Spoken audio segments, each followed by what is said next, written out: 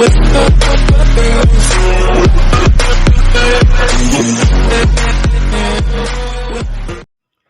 Friends, मैं आपका अपना फ्रेंड अजय यादव आज आपके लिए लाया हूँ एक नए वीडियो जिसमें हम प्लांट ब्रीडिंग के बारे में पढ़ेंगे।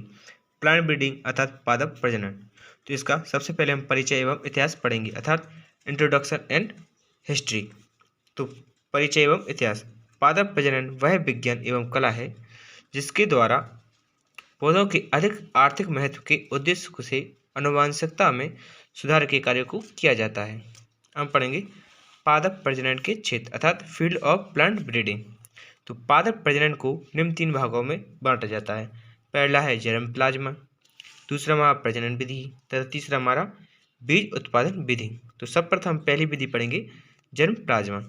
तो पौधों का वह भाग जिसके द्वारा नए पौधों के निर्माण का कार्य किया जा सकता है उसे हम जर्म प्लाज्मा कहते हैं। इस भाग में पौधों की संपूर्ण जैव विविधता उपस्थित होने का कार्य करती है। हम पढ़ेंगे प्रजनन विधि या प्रजनन विधियाँ। तो पादप प्रजनन की क्रिया में आनुवंशिक के नियमों एवं विधियों को उपयोग में लाया जाता है। इसके अंतर्गत विधियों के लाभ, उपयोग एवं हानियों के अध्ययन का कार्य किया जाता है। हम पढ़ेंगे बीज उत्पादन विधियाँ।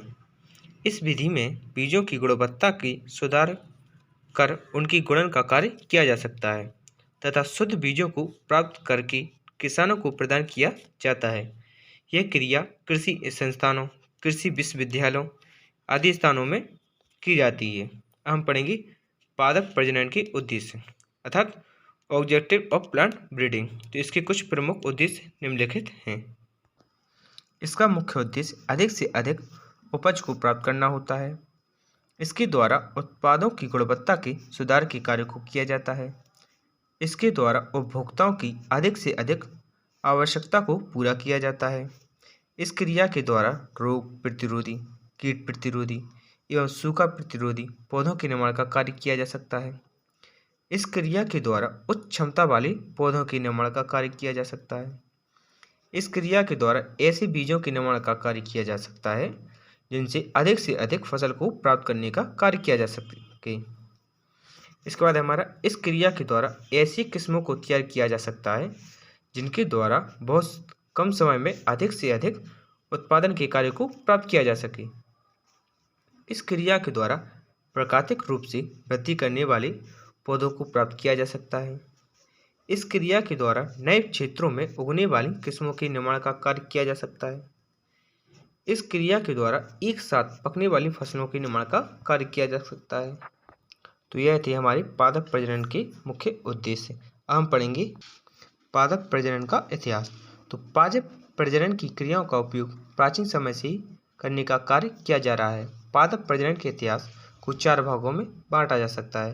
पहला है पूर्व मेंडेलियन काल, दूसरा है मेंडेलियन युग तथा तीसरा है मेंडेलियन के बाद का युग। तो सर्वप्रथम पहला पढ़ेंगे पूर्व मेंडेलियन काल।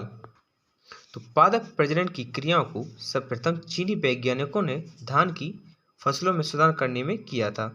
इसके पश्चात नीदरलैंड में ट्यूलिन तथा हाइसिंथ पौधों की नई किस्मों के विकास करने के लिए इसकी विधियों को उपयोग में लाने का कार्य किया गया था। इसके पश्चात फेयरचाइल्ड ने सर्वप्रथम कृत्रिम उत्पादक संकर को उत्पन्न करने का कार्य किया जिसे फेयरचाइल्ड का खच्चर कहा जाता है।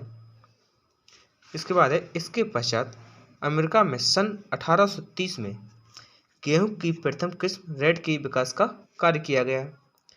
इसके बाद फ्रेडरिक सी रेफ ने 1819 में धान में फसलों की नई किस्मों के विकास का कार्य किया तथा गुडरिच नामक वैज्ञानिक ने गार्डनेक चिली नामक किस्म के विकास का कार्य किया। हम पढ़ेंगे मेंडेलियन युग। तो सन 1900 में मेंडल के नियमों पर कार्य करते समय कार्ल कोरेंट्ज, शेरमार्क एवं हुगो डिवीज नामक वैज्ञानिकों ने आनुवंशिकी के सिद्धांतों की खोज की। इसके पश्चात बैटसन तथा पुन्नेट नामक वैज्ञानिकों ने मटर पर होने वाले प्रयोगों के अध्ययन का कार्य किया तथा यह पाया कि बहुत से पौधे ऐसे होते हैं जो मेंडल के नियमों का पालन नहीं करते। इसके अलावा इसमें कुछ विशेष लक्षण पाए जाते हैं।